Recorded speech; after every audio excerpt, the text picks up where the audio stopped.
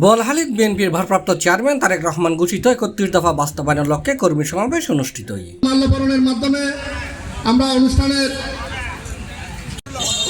ফেব্রুয়ারি ২৪ তারিখ সোমবার বিকাল উপজেলার কালাইরহাটত আমুচিয়া ও হরলডাঙ্গা ইউনিয়ন বিএনপি এবং অঙ্গ সংগঠনের উদ্যোগে কর্মী সমাবেশত আবুল মনসুর চৌধুরীর সভাপতিত্বে প্রধান অতিথি হিসেবে উপস্থিত আছেন চট্টগ্রাম মহানগর বিএনপির আহ্বায়ক আলহাজ মোহাম্মদ এরশাদুল্লাহ। যে ধরনের কর্মকাণ্ড করেছেন এই ব্রিটিশ সরকার, শেখ হাসিনা সরকার, এই কারণে আজকে আমাদের এই পরিকারের উপরে এই টাকাগুলি আমাদের আগামী দিনের প্রজন্ম সবার উপরে যদি ভাগ করে দেয় কত বছরে শোধ করতে হয় আল্লাহ রাব্বুল আলামিন জানেন।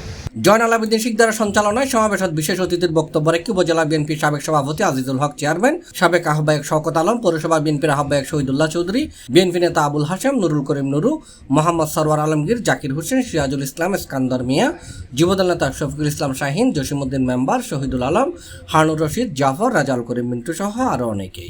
জেলা ছাত্র দলের প্রতিষ্ঠাতা সভাপতি স্বাধীনতার ঘোষক সার্কেল সম্প্রদস্ত শহীদ রাষ্ট্রপতি জিয়াউর রহমান সাহেবকে আমি শ্রদ্ধার সাথে স্মরণ করছি। কোনো মানুষ যদি কষ্ট পায় তা হবে নির্বাচন। তাদের আত্মার মাগফিরাত কামনা করি এবং সাথে সাথে সালীদের শনাক্ত করার একটা সময় এসেছে। আমরা ১৭০০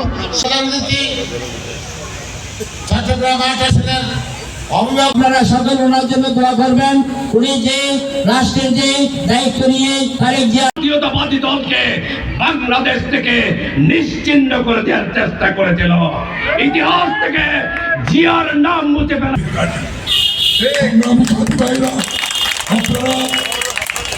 আগস্ট এই ব্রিটিশ সরকারের আন্দোলনে যারা শহীদ হয়েছে শেখ হাসিনা ইন্ডিয়ার মধ্যে বসে আলহাজ আজিজুল হক আজিজ ভাই সংগঠন যারা দীর্ঘদিন বিএনপির ছত্রছায়ায় থেকে সুযোগ দেওয়ার জন্য উদাত্ত আহ্বান জানিয়ে আমি হয়ে আগামীতে সকল C+ টিভি চট্টগ্রাম।